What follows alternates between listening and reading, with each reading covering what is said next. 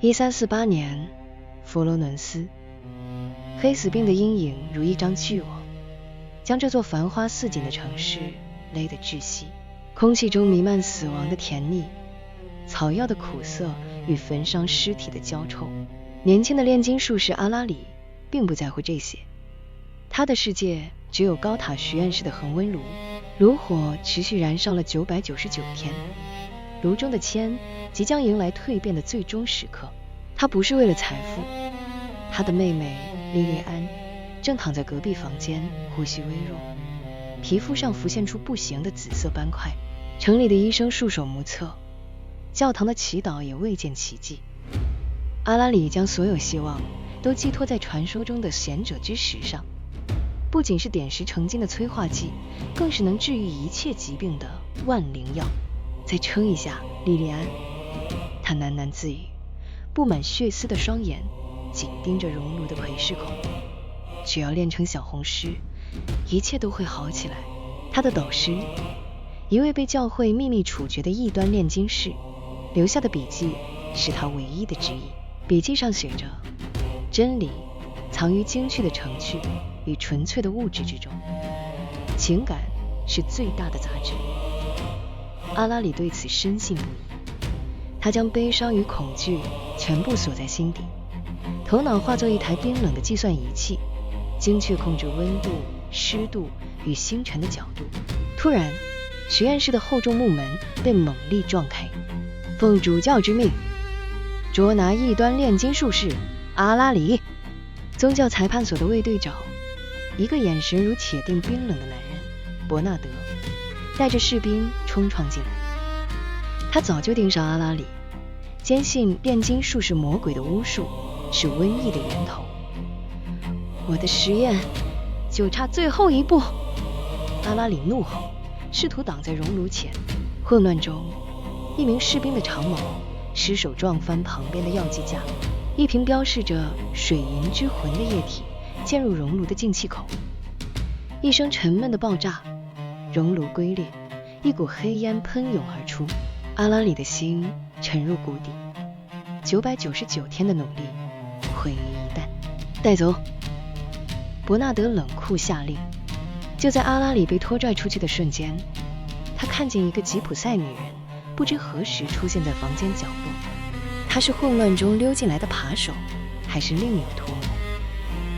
女人深深看了阿拉里一眼，那眼神既非同情也非嘲讽，而是一种奇异的懂得。即将被押往地牢时，阿拉里听见塔楼上传来妹妹生命终结时那微弱而悠长的钟声。地牢的黑暗比任何炼金术的黑化阶段都更彻底。阿拉里被绝望吞噬，他的知识，他的逻辑，他的所有心血都成了一个笑话。斗士的理论是错的吗？还是自己不够虔诚？他日夜拷问自己，头脑的笼比现实的囚牢更加坚固。一天，那名吉普赛女人竟出现在他牢房外，她买通了狱卒。我叫伊索莉。她声音沙哑，递进来一块黑面包和一小瓶水。我不是来救你的，我是来做一笔交易，我已一无所有。阿拉里声音干涩，不，你还有一样东西。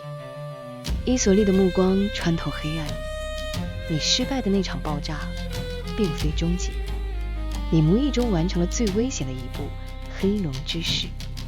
你释放了铅的灵魂，虽然它现在充满了怨恨。他告诉阿拉里，真正的炼金术并非仅仅是物质的善变，更是灵魂的修行。他的导师走上了纯技术的歧途，而宗教裁判所则陷入盲目的信仰，两者都只看到了世界的一半。圣米歇尔山的那位守火人伊索莉说，他或许有你要的答案。他守护的不是配方，而是一种火焰。但伯纳德队长也正准备前往那里，他要去摧毁那个异端圣地。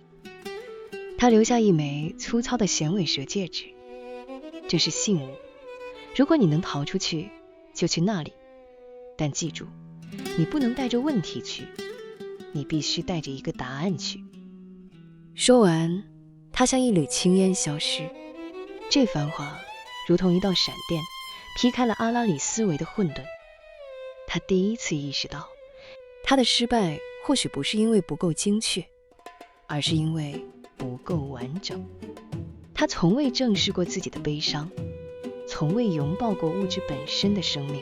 他利用自己对化学的知识，从狱卒的食物和墙壁的消蚀中悄悄合成不稳定的混合物。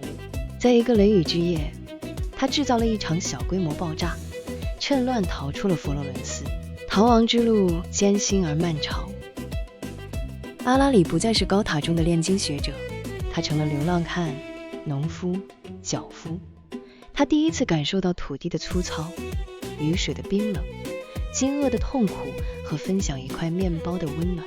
他不再思考元素的符号，而是亲手触摸它们：矿石的粗粝，植物的枝叶，金属的冰冷。他学会了从风中辨别方向，从星辰判断季节。他的双手长出了后脚，身体变得强壮，头脑却前所未有的安静下来。途中，他再次遇见了伊索利和他的吉普赛部族。他发现，他们才是真正的炼金术士。他们不用熔炉，却能在篝火的舞蹈中疗愈创伤。他们不识文字，却能从自然的节奏中读出宇宙的诗篇。伊索利教他跳舞，起初他笨拙不堪，但渐渐的，他学会了放弃控制，让身体跟随鼓点与火焰的节奏流动。在一次深夜的萤火旁，当他旋转跃动，汗水与丽水混合一起时，阿拉里仿佛看见妹妹在火焰中对他微笑。他终于明白，他一直试图用炼金术去战胜死亡，却从未学会去悼念生命。悲伤也是一种神圣的金属，伊索利告诉他。那一刻，阿拉里顿悟了。他不再寻求万能灵药，因为他意识到，真正的疗愈是接纳生命的全貌，包括它的不完美、痛苦与消逝。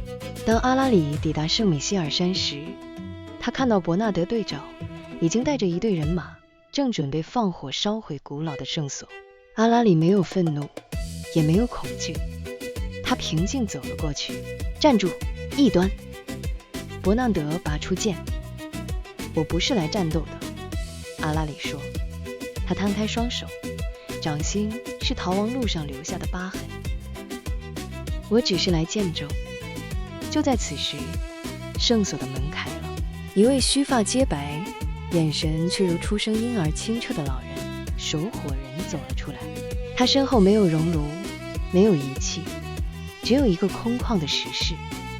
伯纳德怒吼，下令攻击，但他的士兵们却犹豫了。他们在阿拉里身上看到了一种他们从未见过的超级力量，经历了苦难，却依然完整的平静。守火人没有看伯纳德，他的目光落在阿拉里身上。他缓缓伸出手，指向波涛汹涌的大海，指向天空中的太阳，最后指向自己的心口。阿拉里笑了，那笑带着泪光。他终于明白伊索利的话，他带着答案来到了这里。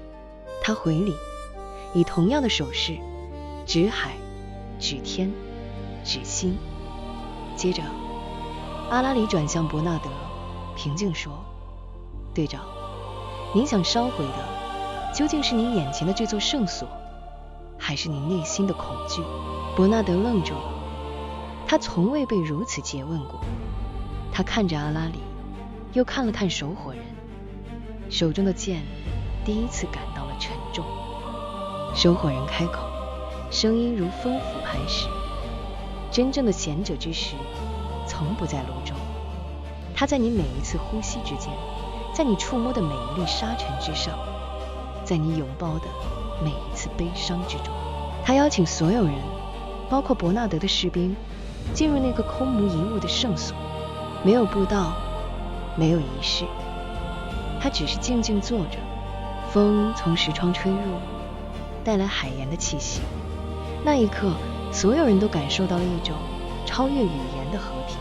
阿拉里没有留在圣米歇尔山，他回到了佛罗伦斯，瘟疫的高峰已过，城市正在缓慢复苏。他没有重建实验室，而是在曾经的地牢旁开了一家小小的药草铺，用他在旅途中学到的知识为穷人治疗病痛。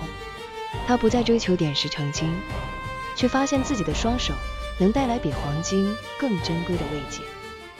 伊索莉有时会带着他的族人来看他，他们会一起跳舞、歌唱，庆祝生命的每一个瞬间。伯纳德没有回到裁判所，据说他成了一名沉默的朝圣者，终其一生都在寻找他那天在圣米歇尔山感受到的那份他无法理解却又无比渴望的超级力量——平静。